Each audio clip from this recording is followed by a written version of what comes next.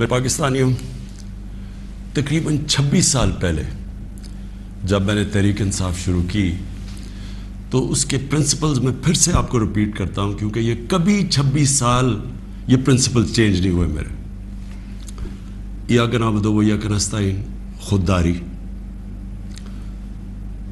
تحریک کا نام انصاف، اور پھر فلاحی ریاست اور انسانیت. یہ 3 پرنسپلز تھے جو جب سے میں نے یہ پارٹی شروع کی ان 3 پرنسپلز پہ میں چلا ہوں. تو میں 2 کے اوپر آج بات کرنا چاہتا ہوں خاص طور پہ. ایک ہے خودداری اور دوسری انصاف. جو سپریم کورٹ کا فیصلہ آیا مایوسی ہوئی مجھے، لیکن میں یہ واضح کر دوں کہ سپریم کورٹ اور پاکستان کی عدلیہ کی میں عزت کرتا ہوں.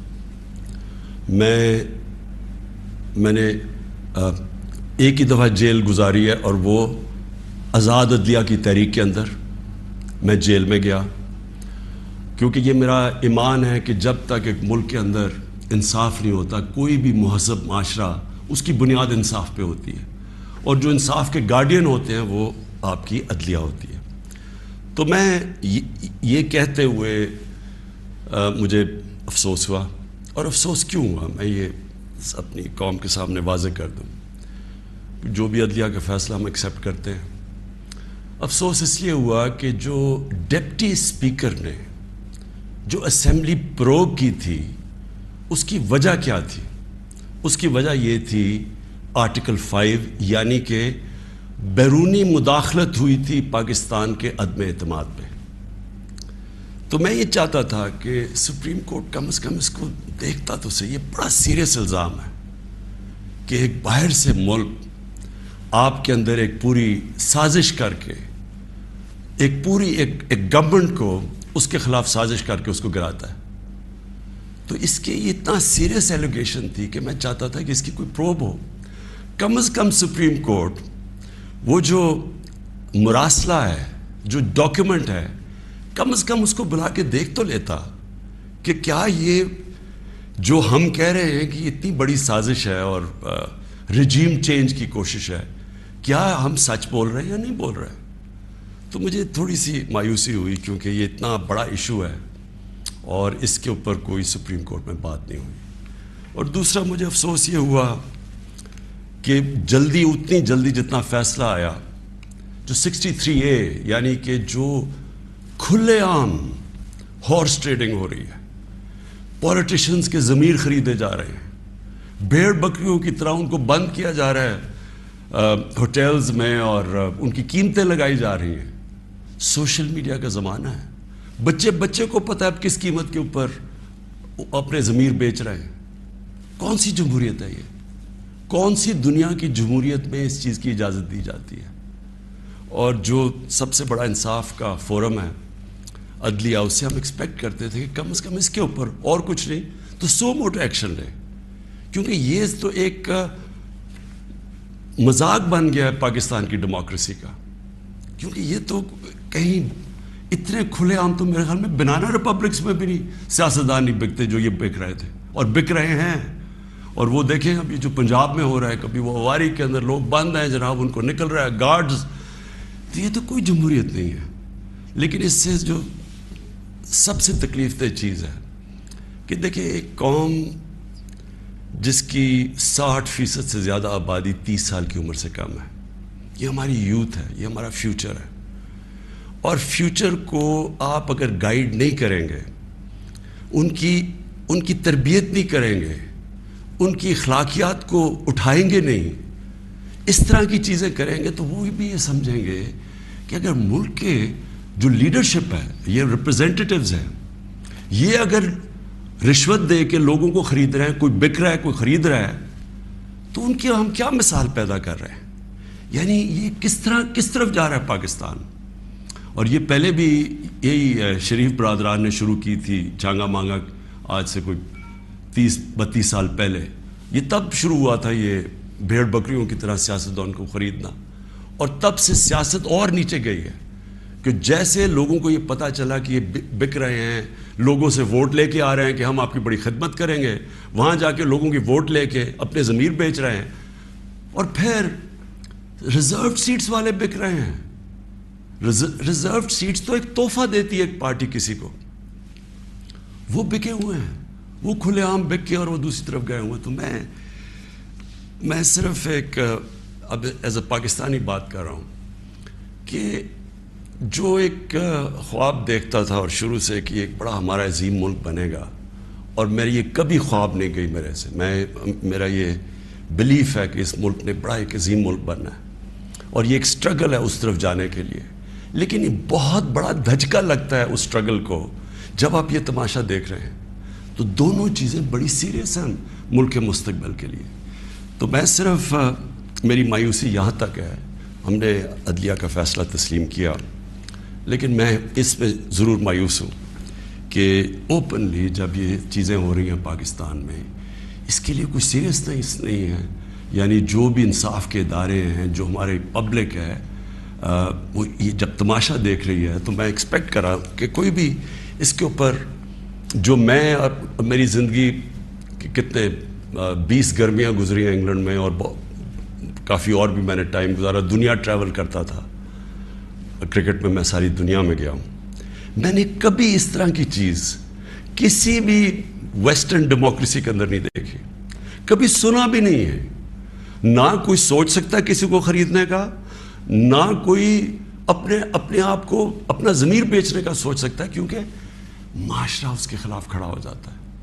جو میں نے اپنے لوگوں کو امر بالمعروف پہ بلایا تھا یہاں اسلام آباد میں, وہ اس لیے بلایا تھا کہ میں نے اپنی قوم کو یہ بتا رہا تھا آپ کی ذمہ داری ہے کہ جب آپ ایسی چیز دیکھتے ہیں, اگر آپ بدی کو کچھ نہیں کرتے, روکتے نہیں ہیں, وہ پھیل جاتی ہے معاشرے میں. وہاں جو میں نے دیکھا ہوا ہے ان معاشروں کے اندر جو مسلمان بھی نہیں ہیں, آپ یقین کریں جس طرح وہ امر بالمعروف پہ کھڑے ہوتے ہیں, میں تو کسی مسلمان معاشرے کو بھی اس طرح نہیں کھڑے ہوتے دیکھا. آپ ہمارے بیرون ملک پاکستانی ہیں, کبھی ان سے پوچھے تو صحیح کہ کس طرح وہ معاشرے اچھائی کے ساتھ کھڑے ہوتے ہیں, بدی کے خلاف ہوتے ہیں, حق کے اوپر کھڑے ہوتے ہیں, باطل کے خلاف کھڑا ہو جاتے ہیں, قوم کھڑی ہو جاتی ہے. جب برطانیہ میں 20 لاکھ لوگوں کے ساتھ میں نے بھی مارچ کی آج سے 20 سال پہلے عراق وار کے خلاف, تو برطانیہ کو فائدہ ہو رہا تھا عراق وار سے, وہ تیل کی جنگ تھی. لیکن لوگوں نے نکلے, انہوں نے کہا آپ بڑا غلط کر رہے ہیں, آپ جھوٹ بول رہے ہیں. تو قوم نکلی, یہ زندہ قوم کی نشانی ہے. تو میری آج اپنی قوم سے بھی یہ ہے کہ وہ, اور میں آپ کو بعد میں اس کے اوپر بھی آؤں گا جب میں اپنی تقریر ختم کروں گا کہ آگے ہم نے کرنا کیا ہے. لیکن میں اپنی قوم کو بھی کہتا ہوں کہ اگر آپ اس طرح کی چیز کہ ایک باہر سے سازش ہو کے گورنمنٹ گر رہی ہے اور وہ پلان کر کے پورا ایک پلاٹ ہے جس کے اوپر میں ابھی بعد میں بتاتا ہوں, تو یہ آپ نے اپنے آپ کو بچانا ہے. جو اپنے بچوں کا مستقبل بچانا چاہتا ہے اس ملک میں, آپ اگر اس کے خلاف نہیں کھڑے ہوں گے, کسی نے اور آ کے آپ کو نہیں بچانا. قوم کھڑی ہوتی ہے اس کے اوپر, یہ بدی کے خلاف. اب میں آتا ہوں جی, یہ جو مراسل ہے یہ کیا ہے.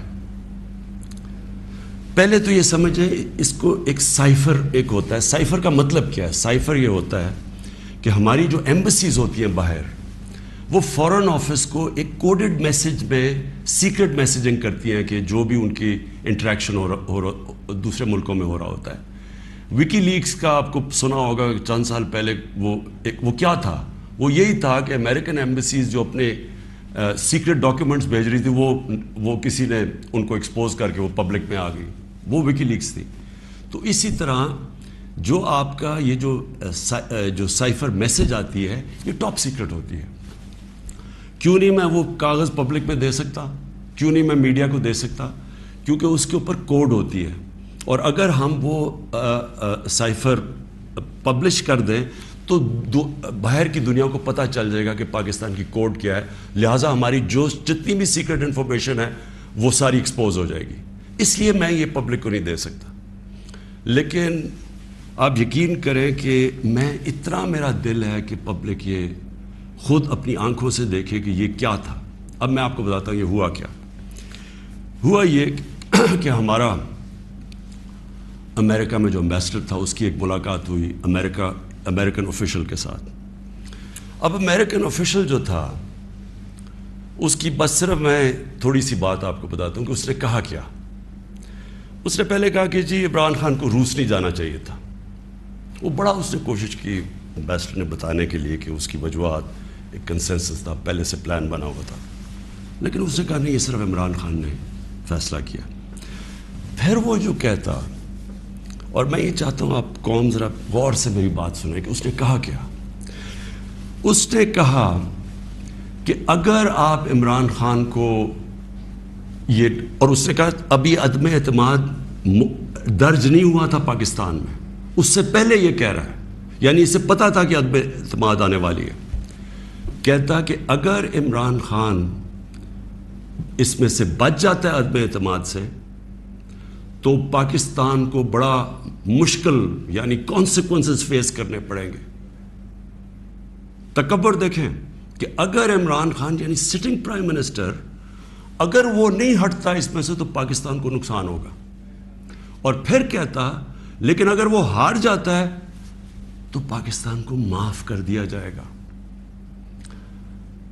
یعنی یہ بھی نہیں اس نے کہا کہ اگر وہ نہیں آتا تو جو بھی دوسرا آئے گا پہلے ہم دیکھیں گے وہ کیا کر رہا ہے پھر ہم اس کو معاف کریں گے. نہیں, اس نے کہا جو بھی آئے گا معاف کر دے گا. یعنی کہ اس کو پتا تھا کہ کس نے آنا ہے, کس نے اچکن سلوائی ہوئی ہے, کون تیاری میں بیٹھا ہوا ہے, اسے سب پتا تھا, تو اس کو معاف کر دیں گے. اب میں آج آپ کے سامنے جو یہ میں اصل میں جو بات کرنا چاہتا ہوں وہ یہ ہے کہ دیکھیں ہم 22 کروڑ لوگ ہیں. 22 کروڑ لوگوں کے لیے کتنی توہین ہے کہ ایک حکم دے رہا ہے 22 کروڑ لوگوں کے الیکٹڈ سربراہ کو, وہ پتہ نہیں وہ کس کو حکم دے رہا ہے, کیونکہ میں تو چیف ایگزیکٹو ہوں, مجھے نہیں دے رہا, وہ کسی کو کہہ رہا ہے کہ اگر یہ آپ کا پرائم منسٹر بچ جاتا ہے تو آپ کو فیس کرنے پڑیں گے کانسیکوینسز. اور پھر کہتا ہے کہ اگر یہ ہٹ گیا تو معاف کر دیں گے ہم آپ کو. میں صرف آپ کو یہ کہنا چاہتا ہوں کہ میرے پاکستانیوں, اگر ہم نے اس طرح ہی زندگی گزارنی ہے تو ہم اپنے آپ سے سوال پوچھیں کہ ہم آزاد ہوئے کیوں تھے, ہم کیوں 23 مارچ کو سیلیبریٹ کرتے ہیں, ہم کیوں جناب 14 اگست کو بڑا جشن بناتے ہیں. اگر ہم نے اسی طرح رہنا ہے کہ باہر سے حکم آ رہا ہے کہ جی آپ نے اگر اس کو نہ ہٹایا, اور پھر ہوتا کیا کہ وہ شروع ہو جاتی ہے, ایک دم ہمارے لوگ جانے شروع ہو جاتے ہیں, ہمارے جو اپنی پارٹی کے ایک دم پتہ چلتا ہے جی, ان کو ایک دم پتہ چلا کہ وہ تو جی تحریک انصاف تو بڑی گورنمنٹ بہت ہی بری ہے جی, عمران خان کے تو ساری برائیاں ان کو پتہ چل جاتی ہیں, اور وہ سارے ادھر, اور ان کو بند کرنا شروع کر دیتے ہیں سندھ ہاؤس میں, اور وہ سارے ایک دم سارا ڈرامہ شروع ہو جاتا ہے. میڈیا کے اندر بھی پیسہ چل رہا ہوتا ہے. میڈیا کی یعنی میڈیا کو بھی شرم نہیں آئی کہ ایک لوگ پارٹی کے ٹکٹ پہ الیکٹ ہو کے دوسری پارٹی میں جا رہے ہیں, سب کو پتا ہے پیسے لے, وہ بھی اس کی سپورٹ کر رہا, بڑا جشن بنایا جا رہا ہے جی اوہو گورنمنٹ گر رہی ہے, یعنی جس طرح کوئی بہت بڑا کارنامہ ہو گیا یہ. اور پھر ہمیں آہستہ آہستہ چیزیں پتہ چلنا شروع ہوتی ہیں. پتہ یہ چلتا ہے کہ ان کے ڈپلومیٹس, امریکہ کے ڈپلومیٹس ہمارے لوگوں سے مل رہے ہیں چند مہینے پہلے. میرے اپنے 2 آ کے, ایک میرا کے پی کا منسٹر عاطف خان, وہ مجھے بتاتا ہے کہ ہماری شندانہ ہماری ایم این اے ہے, وہ کہتے جی ہمیں امریکن ایمبیسی میں بلا کے انہوں نے باقاعدہ کہا کہ یہ عدم اعتماد آنے لگی ہے عمران خان کے اوپر, اور ان سے بڑی لمبی یعنی چند مہینے پہلے ان کو پتا تھا کہ آ رہی ہے عدم اعتماد. تو آہستہ آہستہ پتہ چلا کہ یہ تو پورا پلان بنا ہوا تھا, تو یہ پوری اسکرپٹ چل رہی تھی یہاں. تو میں پھر اپنی قوم سے یہ کہنا چاہتا ہوں کہ دیکھیں یہ ضروری ہے ہم سب کے لیے فیصلہ کرنا کہ ہم کیا چاہتے ہیں. ہم ایک آزاد قوم بننا چاہتے ہیں, خوددار قوم بن کے رہنا چاہتے ہیں, یا اس طرح کے غلام چاہتے ہیں. اور کس طرح کے غلام, کیوں ان کو پتا تھا کہ جناب شیروانی سلائی ہوئی ہے شہباز شریف نے, اس نے باقاعدہ میسیجنگ کی, اس نے کہا جناب بیگرز آر ناٹ چوزرز, ان کو میسج کہ جی جو مقروض ملک ہوتا ہے اس کو غلامی کرنی پڑتی ہے, بیگرز آر ناٹ چوزرز. وہ دوسرا ان کا منسٹر بھیجتا ہے جی ہم تو لائف سپورٹ مشین پہ ہیں, تو وہ تو جب امریکہ چاہے بند کر دے, یعنی ہم تو ہیں غلام. پہلے تو ان دونوں سے پوچھو کہ آپ 30 سال سے یہ ساری آپ کی پارٹیز حکومت میں تھیں، تو کس نے یہ لائف سپورٹ مشین اور یہ مقروض کیا ملک کو؟ یہ کیا 3.5 سال میں ہوا ہے؟ 30 سال سے تو آپ پاور میں بیٹھے ہوئے ہیں، اور آج آپ کہہ رہے ہیں کہ جی کیونکہ جی ہمیں پر قرضے چڑھے ہوئے ہیں تو ہمیں تو غلامی کرنی پڑے گی۔ مجھے یہ قوم کے سامنے میں رکھتا ہوں، دیکھیں مجھے تو مغرب باقی سب سے بہتر جانتی ہے، اگر کسی کو بھی وہ جانتی ہے اس ملک میں وہ عمران خان کو جانتی ہے۔ مجھے تو 30 سالوں سے وہ جانتے ہیں لوگ، میری تو ان کے پاس ساری پروفائل پڑی ہے، تو وہ کیوں یہ کہہ رہے ہیں کہ جی اس کو نکالنا ہے؟ کیا میں نے ان کے غلطی کی ہے؟ کیا جرم کیا ہے؟ اور میں آپ کو بتاتا ہوں جرم کیا ہے۔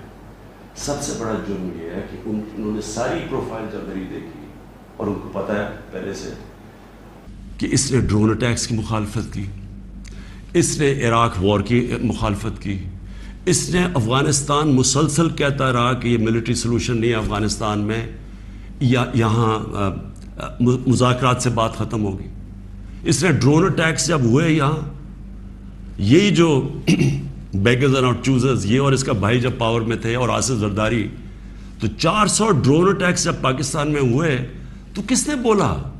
کس نے مظاہرے کیے؟ کس نے دھرنے دیے؟ عمران خان نے دیے۔ تو ان کو سب پتا تھا، ان کو یہ پتا ہے کہ عمران خان نہ اس کی کوئی چوری کے پیسے باہر پڑے ہیں، نہ اس کی کوئی جائیداد باہر پڑی ہے، نہ اس کی کوئی باہر بینک اکاؤنٹس ہیں، یعنی کہ وہ کنٹرول نہیں ہو سکتا۔ تو لہٰذا یہ اس کا قصور ہے کہ کیونکہ وہ ہمارا پتلا نہیں بن سکتا، اس لیے اس کو ہٹانا بڑا ضروری ہے۔ اور یہ سارا کچھ جو ڈرامہ ہو رہا ہے یہ صرف ایک آدمی کو ہٹانے کے لیے ہو رہا ہے۔ تو ان کی کیا ان کو خاصیت پسند ہے؟ ان کو پتہ ہے کہ اپنے پیسے کے لیے یہ اس ملک کی ہر قسم کی قربانی دینے کے لیے تیار ہے۔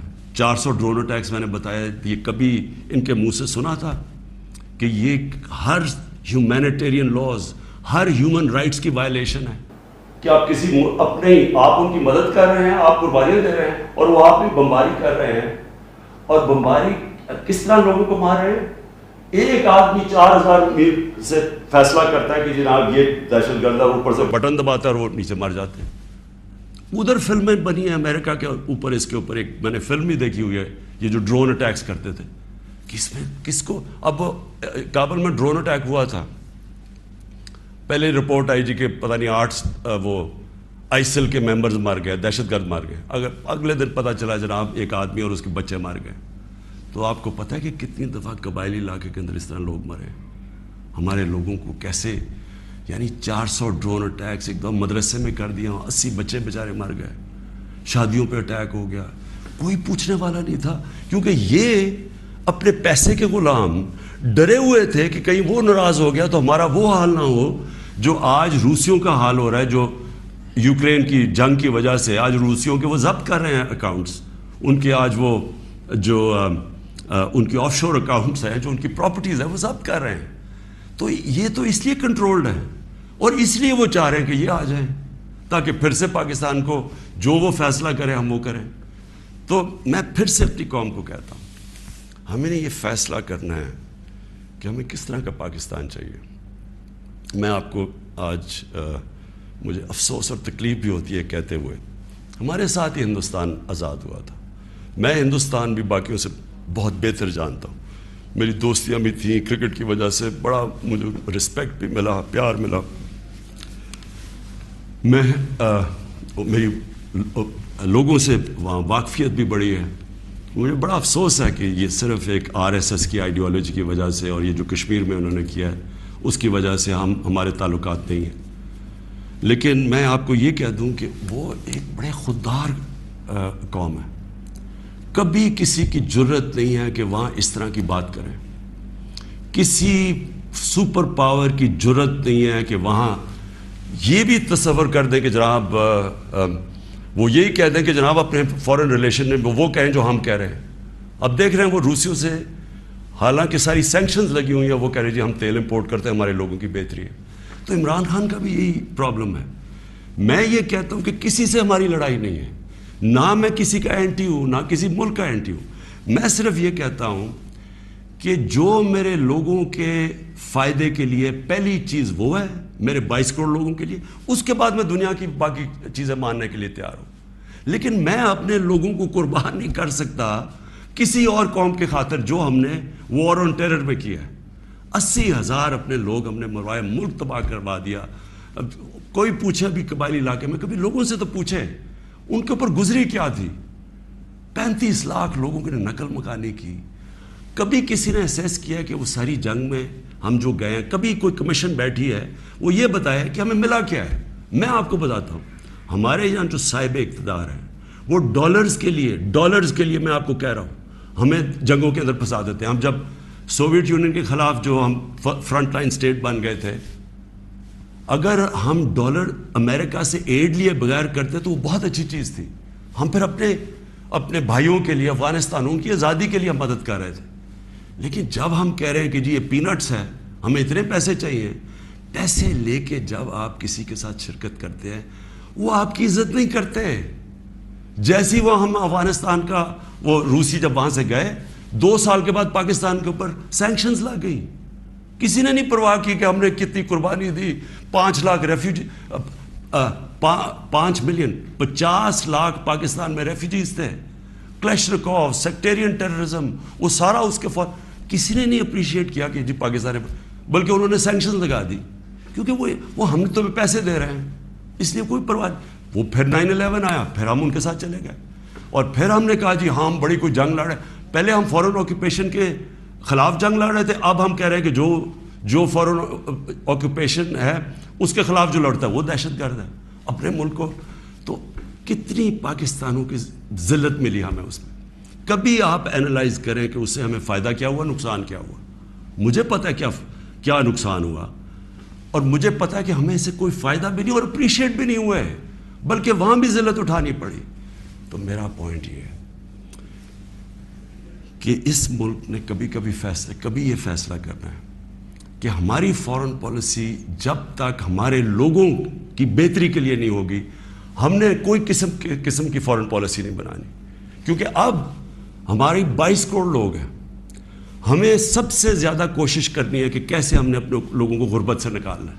وہ غربت سے ہم تب نکالیں گے جب ہم کسی کانفلکٹ کا حصہ نہ بنیں، جب ہم امن میں شرکت کریں، لیکن جنگ میں کسی کے ساتھ شرکت نہ کریں۔ اگر کوئی کہے بیسس چاہیے تو نہیں، ہم بیسس دے سکتے کیونکہ ہم پہلے مار کھا چکے ہیں اس میں۔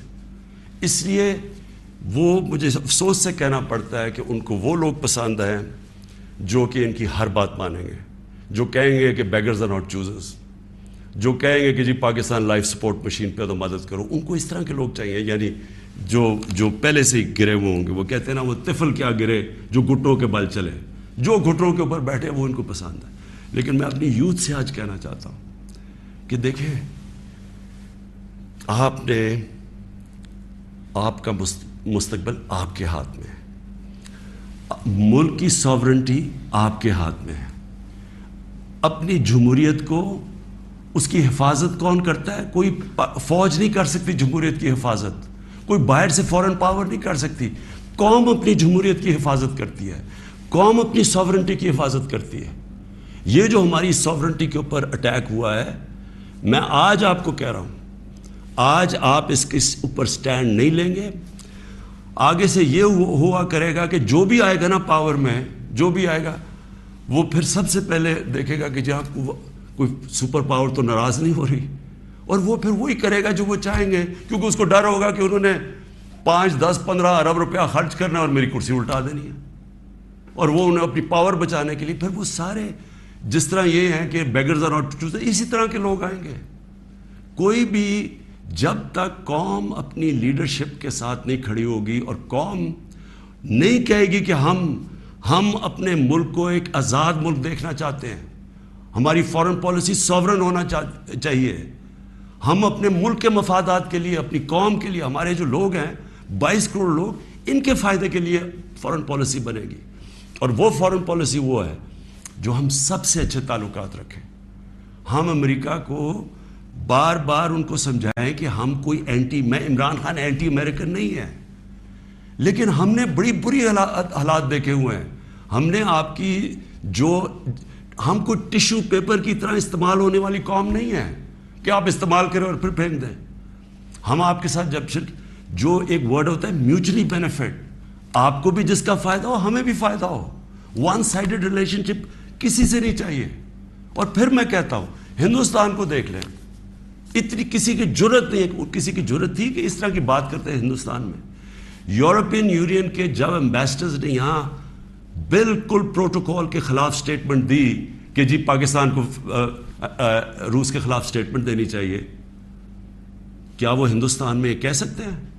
کیا ان کی جرت ہے ہندوستان میں ایسی سٹیٹمنٹ دیتے ہوئے؟ کیونکہ ہندوستان ایک ساورن ملک ہے اور ہم ساتھ ہی آزاد ہوئے تھے. تو میری اپنی قوم سے یہ ہے کہ دیکھیں آپ نے اپنی ساورنٹی کو پروٹیکٹ کرنا ہے. اور میں نے آخر میں اپنی یوتھ سے جو میں بات کرنا چاہتا تھا کہ دیکھیں میں تو یہ امپورٹڈ گورنمنٹ کو بالکل تسلیم نہیں کروں گا. میں نکلوں گا اپنی قوم کے اندر. میں تو ہمیشہ میری تو کوئی باپ پولیٹکس میں نہیں تھا, میرا کوئی رشتہ دار یا کوئی میں پولیٹیکل فیملی سے تو تھا نہیں. میں نے تو شروع کی عوام کے اندر نکل کے 14 سال مذاق اڑتا رہا. تھوڑے سے لوگ تھے میرے ساتھ اور کرتے کرتے اللہ کا کرم ہے کہ ایک دن اللہ نے عوام کے دل میری طرف موڑ دیے اور ایک دم پبلک آنی شروع ہو گئی. اور ابھی جو میں اس کا لاکھ لاکھ شکر ادا کرتا ہوں کہ ابھی جو ہمارا یہ پریڈ گراؤنڈ میں اسلام آباد میں جو جلسہ ہوا, میرے خیال میں ملک کی تاریخ میں اتنے بڑی ایسے پبلک نہیں نکلی. تو میں تو پبلک نہیں مجھے لے کے آئے ہیں, پبلک کے ساتھ ہی میں نے آنا ہے. میں نے اس لیے شاید ہی پاکستان میں اس کی کوئی مثال نہیں ہے کہ جب انہوں نے وہ عدم اعتماد میرے اوپر یہ لے کے آئے تو میں نے اپنی اسمبلی ڈیزالو کر دی, اپنے آپ کو ڈیزالو کر دیا اور عوام کے پاس میں نے کہا لوگوں کے پاس جاتا ہوں کہ الیکشن کروائیں, فیصلہ کر لیں, الیکشن سے الیکٹ کریں لوگوں کو. یہ کیا طریقے جی پیچھے سے مل کے کوئی باہر سے کانسپریسی پیسے دے کے کوئی ادھر خرید کے اور جناب آپ وزیر اعظم بن گئے. یہ کون سی جمہوریت ہے؟ یہ کس جمہوریت کے اندر اس طرح کے وزیر اعظم بنتے ہیں؟ کیا اس کی کریڈیبلٹی رہ گئی ہے؟ اور وہ کیا بنے گی پارلیمنٹ جس کے اندر جو ایک دوسرے کو چور کہتے, سارے ایک دوسرے کو یہ چور کہتے تھے, ساروں نے ایک دوسرے کے اوپر کرپشن کیسز بنائے, سب ایک دوسرے کے اوپر ایسی زبان استعمال کرتے ہیں. 20 سال دیکھ لیں کیا کیا ایک دوسرے کو کہتے ہیں. اب یہ سارا یہ جمگٹا اکٹھا ہو جائے گا اور صرف ایک مسئلہ ہو, کسی طرح بس پاور مل جائے تاکہ پھر سے پہلے جو NRO 1 ملا تھا ان کو, ساروں نے انہوں نے مل کے جو چوری کی جنرل مشرف نے انہوں NRO دے دیا. اب یہ NRO 2 ہوگا, آتے ساتھ ہی پاور. اچھا کیوں نہیں عوام کے پاس گئے؟ انہوں نے کہا 3.5 سال کہ جناب یہاں تو بڑی نااہل حکومت ہے, یہ ایسے ہے, لوگوں میں جائیں گے وہ انڈے ماریں گے. تو ہم تو کہہ رہے ہیں لوگوں میں آؤ, اور اب یہ پوری کو اب بھاگ رہے ہیں لوگوں کے اندر. کیوں یہ بھاگ رہے ہیں؟ کیونکہ ان کا مقصد کوئی یہ عوام کی پالیٹکس نہیں ہے. ان کا مقصد صرف یہ ہے کہ وہاں اسمبلی میں آئیں. سب سے پہلا یہ کام میں آج آپ کو کہہ رہا ہوں, اور میری قوم آپ کو اس کے اوپر نظر رکھنی ہے, کیونکہ یہ آپ کا پیسہ چوری ہوا ہے. انہوں نے نیب کو ختم کرنا ہے, انہوں نے اپنے کرپشن کیسز ختم کرنے ہیں. اس وقت حالات یہ ہیں کہ یہ جو سارے ضمانت کے اوپر ہیں, یہ ان کو کیا ڈر کس چیز کا ہے؟ ان کے سارے کیسز آنے لگے ہیں سامنے, تو وہ جلدی جلدی ہٹانا چاہتے تھے کہ کسی طرح یہ اپنے کیسز سے نکل جائے. تو قوم نے نظر رکھنی ہے. پھر انہوں نے, میں دوسری چیز آپ کو کہوں, یہ کبھی انہوں نے نیوٹرل امپائر سے میچ نہیں کھیلا. ان کا سب سے بڑا خوف یہ ہے کہ وہ جو EVM مشین ہے جو ہندوستان میں بھی ہے, جو جوڈیشل کمیشن بنی تھی 2015 میں, اس کی فائنڈنگ صرف یہ تھی کہ جتنے بھی مسئلے آئے اگر آپ EVM مشین لے آئیں وہ سارے مسئلے حل ہو جائیں. ہم نے تو اس لیے لے کے آئے. کرکٹ کی دنیا میں وہ ہوں 200 سالہ تاریخ میں جو کیپٹن نیوٹرل امپائر لے کے آیا تھا. میری یہی کوشش تھی کہ میں پاکستان میں وہ الیکشن کرواؤں جو صاف اور شفاف سب مان جائیں, کیونکہ ہر الیکشن کے اندر شور مچتا تھا. اور یہ وہ ریورس کریں گے, یہ EVM مشینز اس لیے ختم کریں گے کیونکہ انہوں نے دھاندلی کرنی ہے. انہوں نے ساری زندگی دھاندلی کی ہے. اور دوسری اوورسیز پاکستانیز کی ووٹنگ, جو اوورسیز پاکستانی ہیں وہ 90 لاکھ اوورسیز پاکستانی ہیں, ان کی ریمیٹنسز پہ ملک چلتا ہے. وہ آج اپنا پیسہ بند کر دے تو ہم بینکرپٹ ہیں.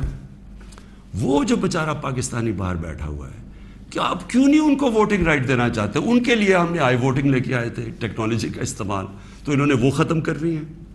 یہ اور پھر انہوں نے پوری گیم تیار کر کے تاکہ سارے اپنے نیچے لوگ لگ جائیں ان کے ان کے جو بیوروکریٹس جو پرانے ان کے اپنے ہیں وہ لگا کے پھر میچ فکس کر کے انہوں نے الیکشن میں جانا ہے. اور وہ یہ سارا مسئلہ ہے. اگر یہ ڈیموکریٹس ہیں اور ان کو واقعی جمہوریت کی فکر ہے تو الیکشن اناؤنس کریں. آپ کہہ رہے ہیں نا کہ اب آپ بڑے پاپولر ہیں تو آئے الیکشن اناؤنس کریں, میدان میں آ جائے, دیکھیں پبلک کس کو ووٹ دیتی ہے. تو میں اپنی قوم کو آخر میں, میری زندگی سٹرگل ہے, کسی نے اتنی لمبی سٹرگل نہیں کی کہ کسی نے 22 سال اپنی زندگی کے نہیں گزارے سٹرگل کر کے آخر میں کامیاب ہونا. تو میں تو سٹرگل کے اوپر یوزڈ ہوں. میں تو اب ایک سٹرگل کے لیے تیار ہو گیا. میں نے تو اب پبلک میں نکلنا ہے اور میں نے سٹرگل کرنی ہے. میں آج اپنی ساری قوم کو کہہ رہا ہوں, یہ امپورٹڈ حکومت جو لانے کی کوشش ہو رہی ہے, پرسوں سنڈے کو آپ نے سب نے عشاء کے بعد آپ نے سب نے نکلنا ہے اور ایک زندہ قوم کی طرح احتجاج کرنا ہے, پرامن احتجاج کرنا ہے. میں پھر سے کہتا ہوں, کبھی بھی آپ نے احتجاج میں توڑ پھوڑ اور کچھ تصادم نہیں کرنا, پرامن احتجاج. لیکن آپ نے بتانا ہے کہ دیکھیں آپ نے اپنی فیوچر کو کی حفاظت کرنی ہے, آپ نے اپنی جمہوریت, اپنی سوورنٹی کی حفاظت کرنی ہے, اپنی آزادی کی حفاظت کرنی ہے. یہ جو باہر سے امپورٹ کر کے سازش کر کے اور ضمیر خرید کے یہ ڈرامہ جو ہو رہا ہے, آپ نے اس کی پروٹیسٹ کرنا ہے. یہ آپ کا فرض ہے. ایک زندہ قوم امر بالمعروف پہ کھڑی ہوتی ہے, اس سے قوم ایک زندہ قوم کا پتہ چلتا ہے لوگوں کو. اور میں یہ بھی کہہ دوں آخر میں کہ جو تاریخ ہے وہ کبھی کسی کو معاف نہیں کرتی. کون کیا رول پلے کر رہا ہے, تاریخ میں ہمیشہ یہ چیزیں سامنے آ جاتی ہیں. کون سے سپریم کورٹ کے فیصلے اچھے اور کون سے اس ملک کے لیے نقصان دہ, یہ ساری آپ تاریخ اٹھا کے دیکھ لیں, سامنے آ جاتی. تاریخ کبھی کسی کو معاف نہیں کرتی. لیکن ایک زندہ قوم ہمیشہ اپنے حقوق کے لیے کھڑی ہوتی ہے. اور ہمیشہ آپ کی سب سے بڑی کہ آپ نے یہ غلامی نہیں قبول کرنی, ایک آزاد قوم کی طرح آپ نے کھڑے ہونا ہے. ایاک نعبد و ایاک نستعین, لا الہ الا اللہ, کوئی خدا نہیں اللہ کے سوا. یہ نعروں پہ پاکستان بنا تھا, اس کے لیے قربانیاں دی تھی لوگوں نے. اس لیے قربانیاں نہیں دی تھی کہ کوئی باہر سے آ کے امپورٹڈ گورنمنٹ اوپر بٹھا دے اور ہم چپ کر کے تماشا دیکھتے رہیں. یہ اس لیے نہیں لوگوں کو, اس لیے وہ ہندوستان میں جو بیچارے مسلمانوں کے اوپر آج کل اتنے برے حالات ہیں, وہ انہوں نے بھی ووٹ دی تھی پاکستان کے لیے. انہوں نے اس لیے نہیں دی تھی کہ ہم آ کے ایک کیا امپورٹڈ گورنمنٹ کے نیچے ہم بیٹھ جائیں اور ہم جی حضوری کریں اور ہم کہیں جی ہم تو بیگرز آر ناٹ چوزرز. اس لیے نہیں پاکستان بنا تھا. تو آپ نے وہ پاکستان کی خواب کے لیے پرسوں سب نے آپ نے نکلنا ہے, عشاء کے بعد پرامن احتجاج کرنا ہے. اور میں اب آپ کے ساتھ ہوں گا, میں آپ کے ساتھ پوری سٹرگل کروں گا. میں کسی صورت تسلیم نہیں کروں گا کہ کسی قسم کی امپورٹڈ گورنمنٹ اس ملک کے اوپر مسلط کی جائے. پاکستان پائندہ باد.